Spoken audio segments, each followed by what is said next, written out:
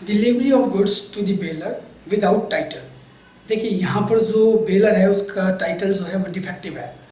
समझिए defective titles कैसे अपन clear करते हैं। जैसे जहाँ पर बेलर का टाइटल डिफेक्टिव है, जैसे मान लीजिए आप मेरे चैम्बर में आते हैं और कहते हैं सर आपकी कार दीजिए, मुझे कहीं जाके आना है 7-8 दिन के लिए।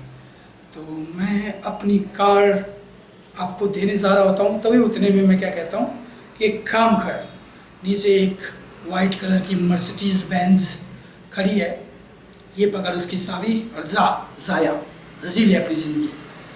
तो वो चाबी लेता है और उस कार को स्टार्ट करके चला जाता है।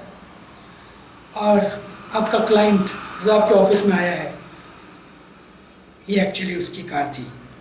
तो वो जब कार नीचे जाता है, सारा उसका लीगल प्रॉब्लम को सॉल्व होने के बाद या जो डिस्कशन करने वो आया था उसके बाद, तो वो कहता है मेरी कार कहाँ गई। मैंने कहा भी तो कार कहाँ गई। तो वो एफ आई आर कराता है उस कार के लिए। खैर चला जाता है कि अब पुलिस वाले ढूंढ के दे देंगे कार।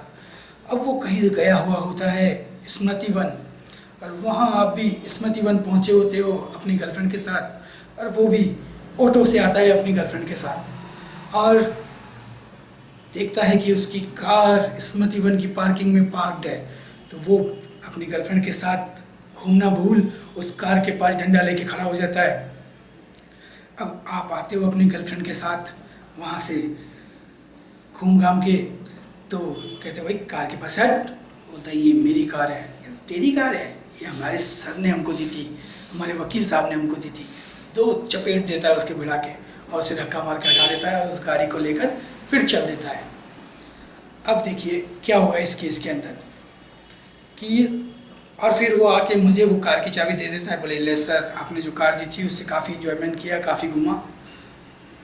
अब देखिए क्या होता है उस केस के अंदर कि जो मतलब बेलर का जो टाइटल डिफेक्टिव है यहाँ पे, उसको कंसर्न नहीं है उस इंसान को कि वो जो कार जो थी वो उस इंसान की थी, तो उसमें उसका कहीं भी फॉल्ट नहीं है।